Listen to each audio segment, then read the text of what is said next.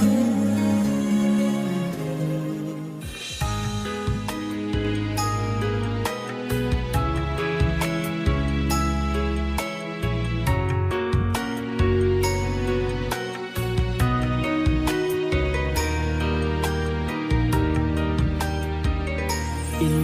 Habib al-Mustafa zurafatin wa zuwafa. Assalamualaikum warahmatullahi wabarakatuh. Alhamdulillahi rabbil alamin, wal aqibatu lil muttaqin, wala udwana illa 'alal zalimin. Wassalatu wassalamu ala asrofil anbiya'i wal mursalin Sayyidina Muhammadin wa ala alihi wa ashabihi mujahidin at-tahirin. Amma ba'du. Puja puji syukur kita panjatkan kepada Allah subhanahu wa ta'ala. Salawat dan salam kita haturkan kepada Nabi besar Muhammad sallallahu alaihi wasallam beserta keluarganya, para sahabatnya, dan kita sebagai umatnya yang rindu akan syafaatnya. Hadirin kaum muslimin wal muslimat rahimakumullah. Dalam pertemuan kali ini kita akan membahas kematian. Yang namanya mati mungkin tidak asing lagi di telinga kita.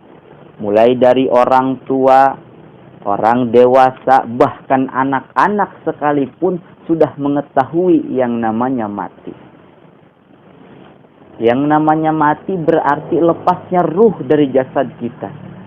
Dan pada dasarnya, semua makhluk hidup yang diciptakan oleh Allah subhanahu wa ta'ala itu berpasang-pasangan. Ada bumi, ada langit. Ada daratan, ada lautan. Ada laki-laki, ada perempuan. Ada matahari, ada bulan. Nah, disitulah ada yang namanya hidup dan ada yang namanya mati. Sebagaimana firman Allah dalam Al-Quran, kullu nafsin dha'iqatul maut. Setiap yang bernyawa pasti akan merasakan mati. Manusia mati, hewan-hewan mati, tumbuh-tumbuhan mati, bahkan malaikat pun mati. Kita sebagai makhluk hidup yang dinamakan manusia, hidup di alam dunia melakukan aktivitas seperti biasanya. Ada yang berbuat dosa, ada yang berbuat pahala. Ketika ajal menjemput kita, disitulah amal perbuatan kita akan dipertanggungjawabkan, walaupun sekecil apapun. Firman Allah dalam Al-Quran, فَمَنْ يَعْمَلْ مِثْقَالَ ذَرَّةٍ خَيْرًا يَرَهُ وَمَنْ يَعْمَلْ مِثْقَالَ ذَرَّةٍ شَرًّا يَرَهُ. Barang siapa yang mengerjakan kebaikan seberat biji zarah, niscaya dia akan melihat balasannya. Dan barang siapa yang mengerjakan kejahatan seberat biji zarah, niscaya pula dia akan melihat balasannya. Misalnya di dunianya dia rajin sholatnya, rajin puasanya, banyak sedekahnya, rajin zakatnya, pergi ke masjid, ikut pengajian. Itu semua akan kita panen atas apa yang kita tanam. Ataupun sebaliknya, di dunianya sering berbuat dosa, minum-minuman, judi, alkohol, zina, ngomongin orang. Itu semua akan kita dapatkan, namun bukan berupa pahala, tapi berupa dosa. Betul. Hadirin kaum muslimin rahimakumullah. Kadang hidup kita terlalu enak, poya-poya. Padahal harus kita ketahui bahwa mati selalu mengintai kita dimanapun dan kapanpun. Al-mautu ya'tika baghtatan. Mati datangnya kepada kita itu secara tiba-tiba, tanpa mengasih aba-aba. Gak ada malaikat yang ngomong ataupun SMS, bos, gue nanti malam ke rumah lo siap-siap aja dah. Gak ada. Jadi jangan salah. Ini orangnya masih muda, masih sehat. Ngomongnya gini, lah gue masih muda ini, masih sehat. Nih dengerin ya, gue mah muda poya-poya, punya istri, punya anak, hidup bahagia, mati masuk surga. Gitu gue mah. Lu pada masih muda, udah nikmatin aja yang ada. Urusan tobat mantar aja, udah tua, udah sakit-sakitan baru tobat. Saya tanya, abang sehat? Yang namanya mati itu tidak pandang bulu, mau dia orang kaya ataupun miskin, mau jabatannya tinggi ataupun tidak, bahkan ustadz sekalipun, kalau sudah ajalnya ya mati. Kadang orangnya sehat, pagi-pagi udah ngopi, udah ngerokok, juplus, indah amat di pemandangan. Sorenya mau mandi, gubrak di kamar mandi terpeleset, mati. Kenapa? Ya udah ajalnya. Tapi banyak, tidak sedikit orang yang sakit-sakitan udah setahun, 2 tahun, sembuh enggak, mati enggak. Kenapa? Ya belum ajalnya. Yang namanya mati itu enggak harus tua. Yang namanya mati itu tidak harus sakit. Hadirin yang dirahmati Allah. Jadi jangan terlalu sombong. Harta banyak, bro dijuru, bro dipantau, ngalayah di tengah imah, si jamrong di kolong, si jabrik dipikir, lubak libuk, harta lobat teka lebok. Ngerti?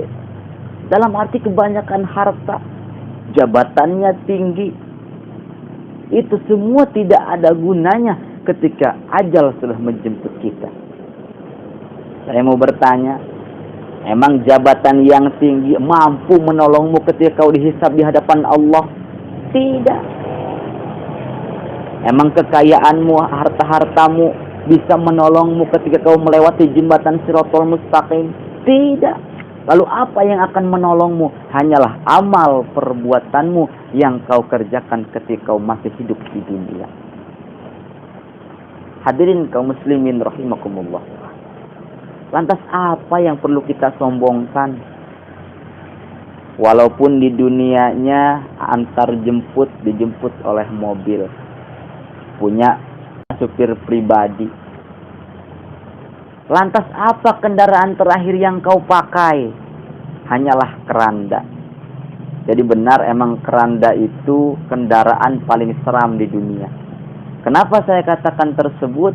Karena kalau orang sudah masuk ke dalamnya, dia tidak akan kembali lagi ke rumahnya. Betul. Satu.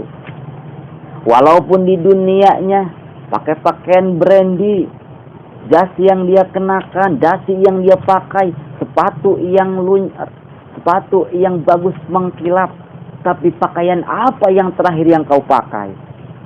Hanyalah kain putih yang tidak ada jahitan di dalamnya, yang dinamakan kain kafan. Betul.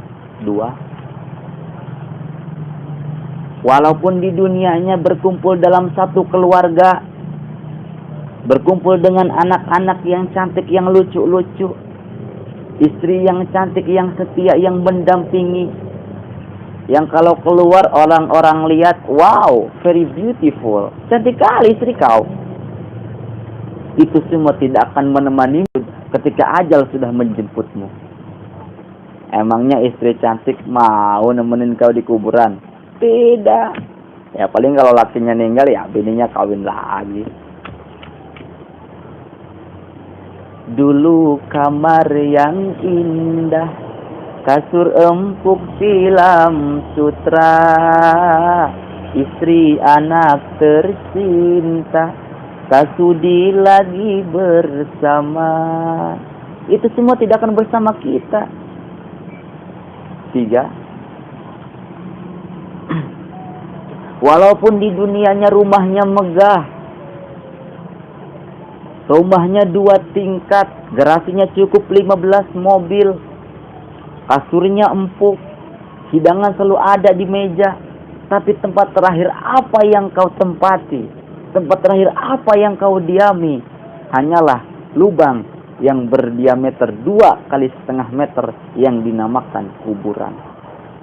Hadirin kaum muslimin rahimakumullah.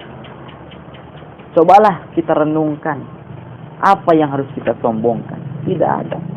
Maka dengan ini saya mengajak, marilah perbanyak amal ibadah kita kepada Allah dan lebih mendekatkan diri kepadanya. Wassalamualaikum warahmatullahi wabarakatuh.